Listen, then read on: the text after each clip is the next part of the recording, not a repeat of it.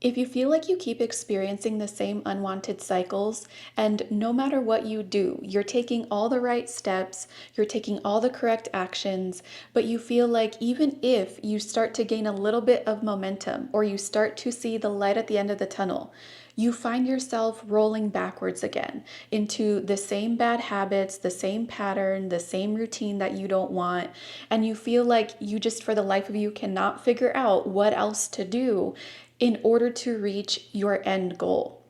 I want to explain something here in this video to kind of show you or give you a visual representation of why loops happen in the first place.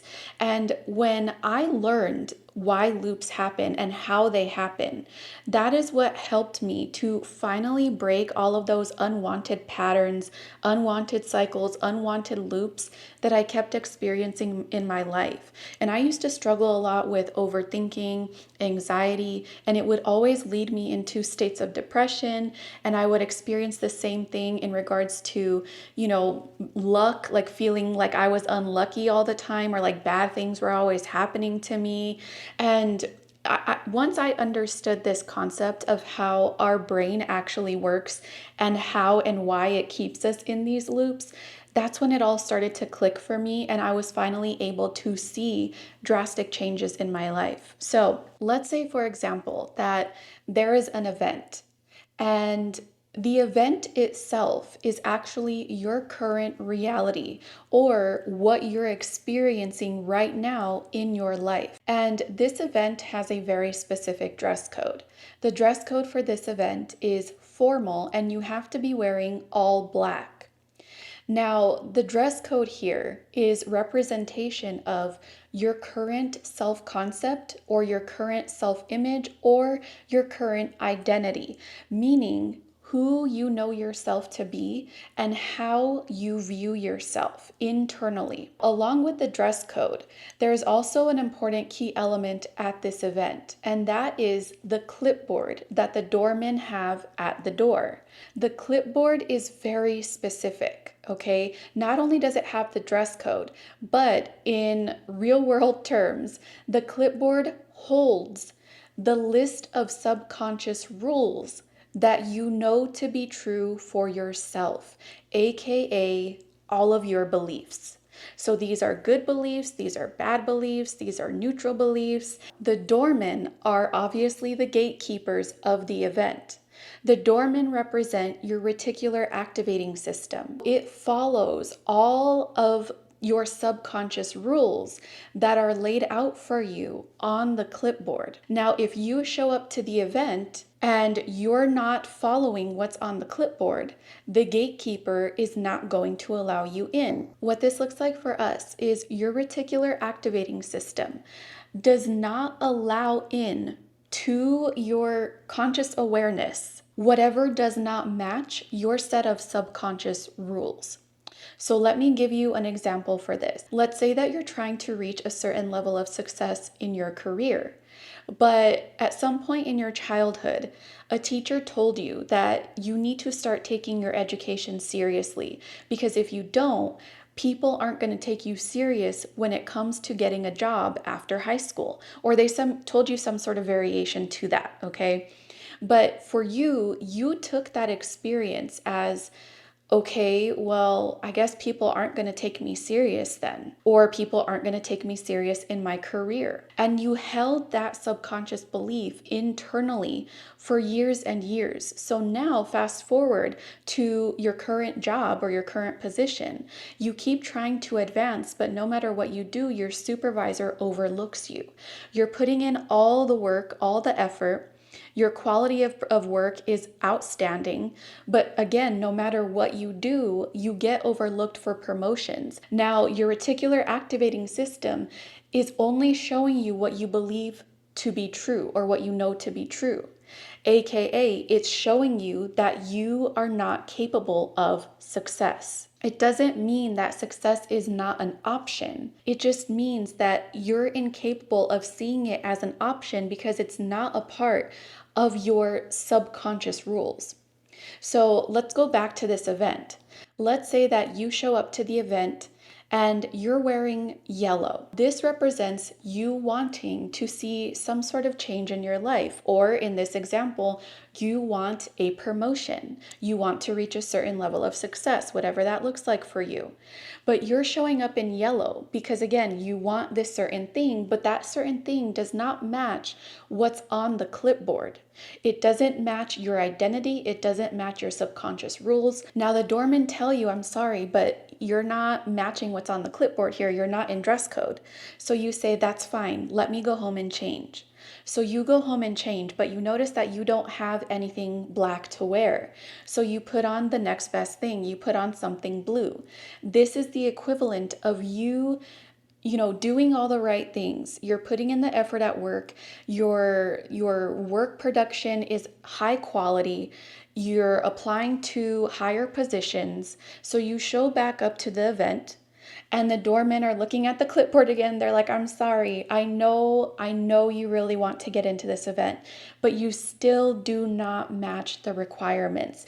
AKA, you still believe that you're not capable of success. Again, you get denied entry. Now, why this whole metaphor is important is because in order to gain access to the event, in order to see what you actually want to experience for yourself in your life, you need to shift your subconscious rules. Now, something that I talk about in a lot of videos is that when you experience something in your life, the experience itself, you're going to place some sort of interpretation on it and some sort of meaning on it. So, in that moment of the experience, back to our example, you would say, okay, that teacher just told me that I'm basically not serious or that people aren't going to take me serious. So now I guess I'm just some big joke, or now I guess I'm not capable of success. You placed one of a million meanings on that one experience.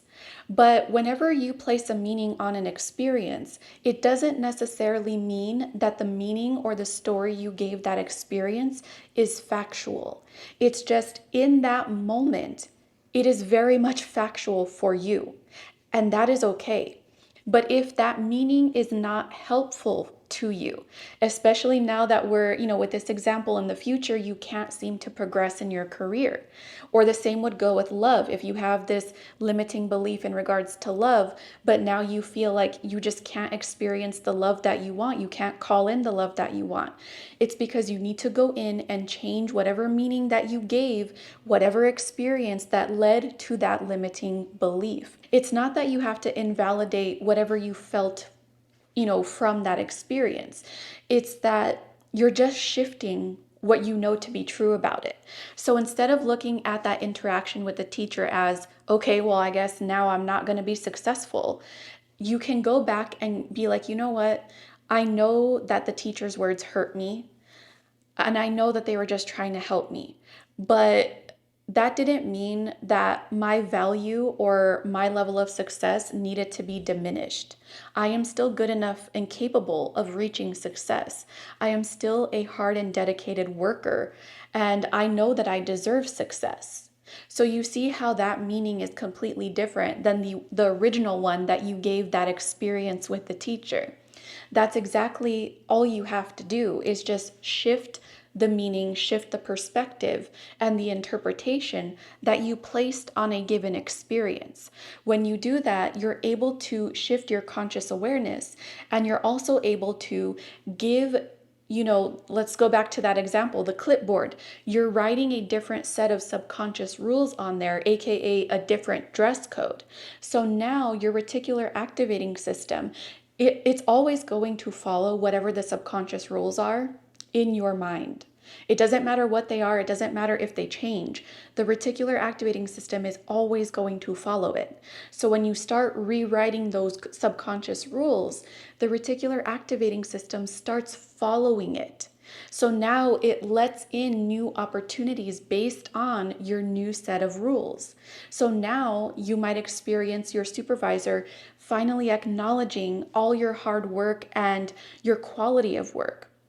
Now you might find yourself being offered new job positions out of nowhere.